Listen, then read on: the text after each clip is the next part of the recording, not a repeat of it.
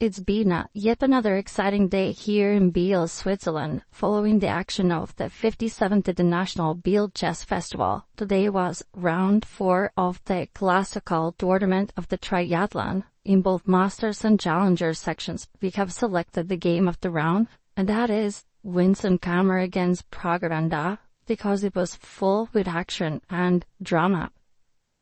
So, to start with, Vincent played e4, which is a very unusual move by the German #1 player, because Vincent himself is a very obvious d4 and c4 player. So, in the post-game interviews, he said that he basically played e4 at the first move, basically for the first time in his life.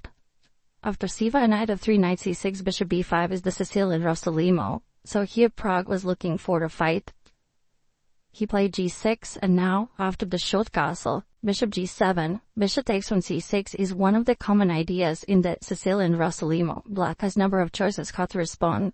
Either b takes on c6, going for a more complex battle, or d takes on c6 is slightly more positional.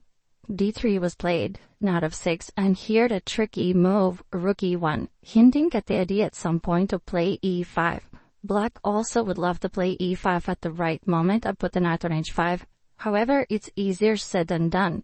Here, after the short castle, h3 was played by Keymer. He said he was not really afraid of the bishop g4 and takes on f3 idea. Otherwise, why did Black double his pawns? For no good reason. So, two bishops is his main reason why he went for this line. And after knight e8, since Black is threatened to play e5, the fight for the space advantage, here, Vincent played e5.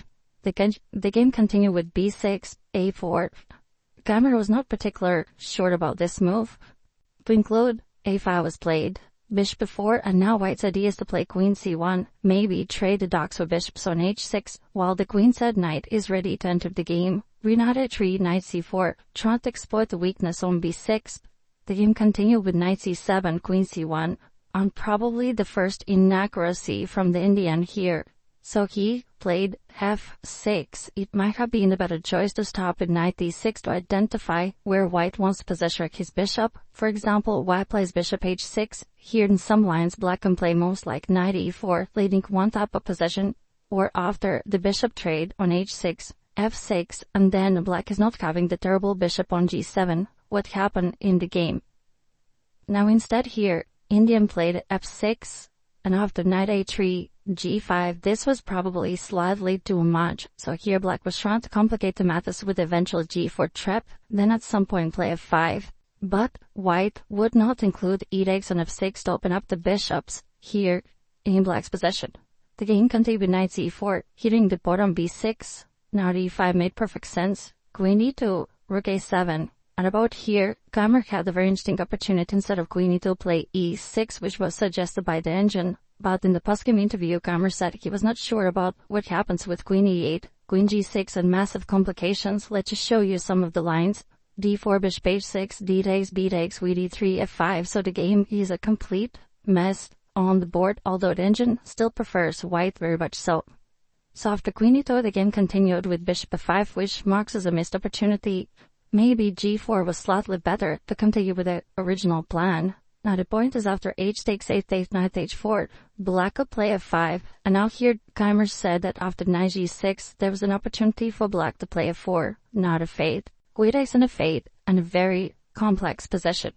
Now instead here after queen e2, Black decided to play bishop f5, d4, Keymer felt it's right moment to counter-strike in the center, and he was very much in control of the game.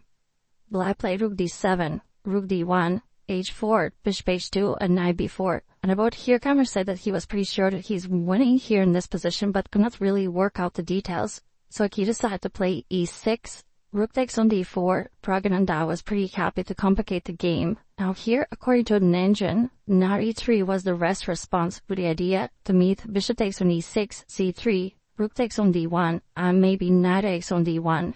There's a couple of good continuations for White, giving White a large advantage. This move but was missed by Keymer.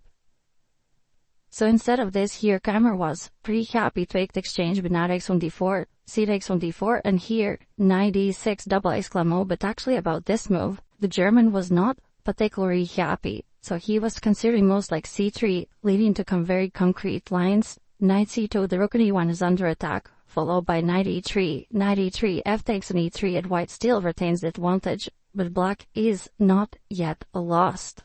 So knight a6 was a cute move. Black can never take on d6, not at least immediately, because e7 is yet another fork in the possession. Also the bishop on g6 is hit, and rook takes on d4 is a trap. So Praggnanandhaa responded with bishop g6, and here this was the critical moment of the game.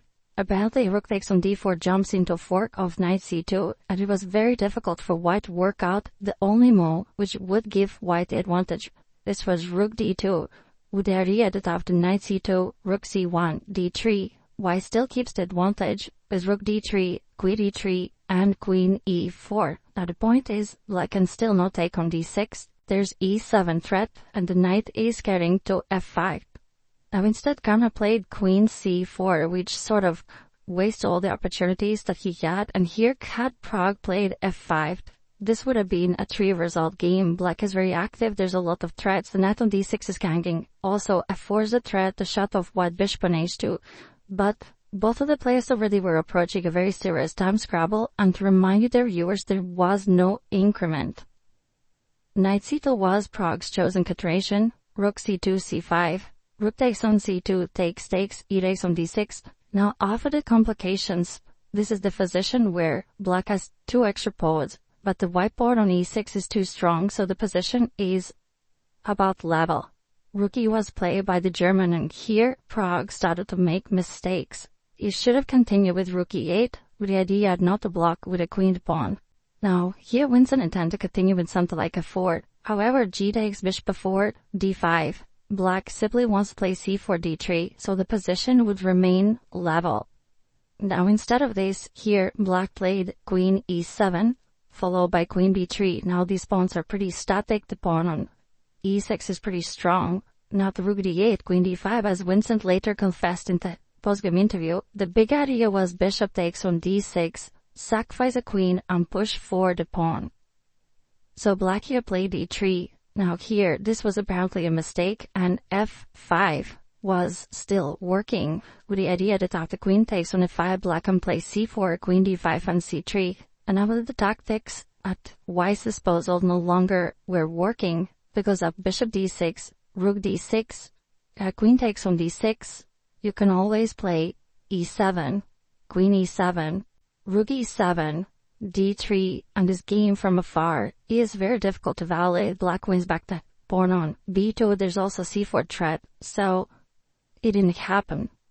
Now instead of this, what happened is that instead of f5, here Pragg played d3, he tried to push forward the d pawn, and after queen d3 played e5, stopping this bishop takes on d6 idea. Here, Winston played b3, still a good move, followed by d4, f4, and now black made a final mistake. He played f5.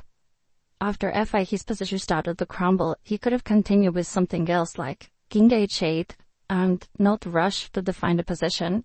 After f5, f takes on g5, white's position already was technically winning. But of course the players were in a very serious time scramble, about 2 minutes each. Rook e8, bishop takes on b6, bishop f8.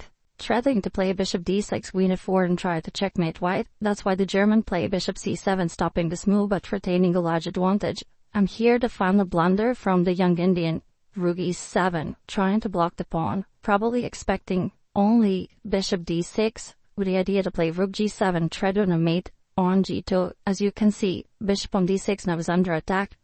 But actually what he missed is another move, bishop d8, and white just simply collects the extra exchange. Everything was pretty easy after that, but simply collected exchange, go to game to the next stand control, and the rest was pretty easy. While was trying to crash through, Pragg at some moment tried to push for d pawn to avoid a queen trade. Now Keymer went back, collected the pawn. Here you go, the bishop is gone. And in the end, black's counterplay with the d pawn was simply not enough, because queen e1 is stopped by queen g1, and black had to reside.